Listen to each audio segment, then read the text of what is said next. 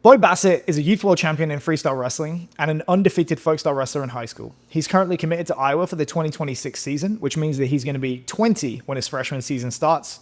So perhaps he's taking his wife and kids with him. Today's video is about a conditioning session that he posted in collaboration with Flo. I've seen him do it a couple of times, and Flo alluded to it being somewhat of a signature session of his. Here it is in his own words. Build that gas tank, be able to go long. So we're gonna do a little circuit, wrestling-based circuit. We're gonna go 4 things. We're gonna go 1 minute on each, but 2 rounds. So it'll be like 8 minutes. We like to go a little bit above like what a match would be and try to be able to sprint for 8 minutes. So in a nutshell, more or less 8 minutes of all-out continuous cardio, with the rationale being that if match is 6 minutes, which is good, 8 minutes is more gooder because 8 is more than 6. Now let's talk about why relying on a session like this as your go-to conditioning session might not be the best choice. Number 1, a wrestling match might be 6 minutes, and it might even go into 8 minutes with sudden death. But it's also separated by rounds, and it's repeated bouts of explosive high-intensity activity interspersed with lower intensity activity, not an all-out sprint.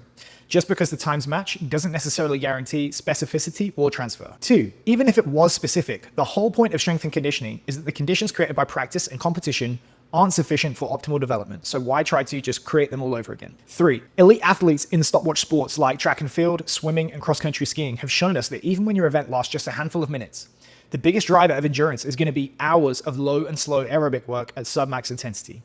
All-out stuff like Bo is doing is the icing on the cake, not the cake itself. 4, the longer the intervals, the lower the average power output becomes. Watch track as the distances go out from 100 to 200 to 400 to 800 meters and beyond. As the times go up, the speeds go down. So it might feel hard, but if you want power and power endurance, an interval-based approach with much shorter work periods and much longer rest periods is probably going to benefit you more. 5, research shows that when you implement all-out intervals at circa max heart rates, you'll adapt for a few weeks, then quickly plateau. Soon ripe means soon run. I like to think of them as a finisher to preps rather than an every week kind of thing. 6, when you do this kind of stuff all the time and you know what's coming, you subconsciously lower your outputs to survive the session, which is what I think we're seeing here.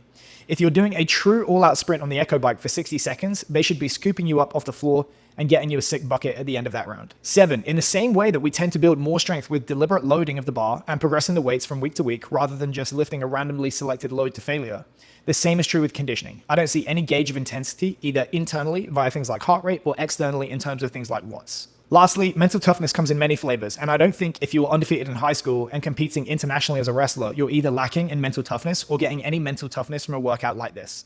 So I wouldn't justify performing what I think is a suboptimal conditioning session for that reason. You may now make your comments about how he's a world champion and I'm a dad bod who never let it in shit, and how wrestling is the toughest sport on earth. Begin.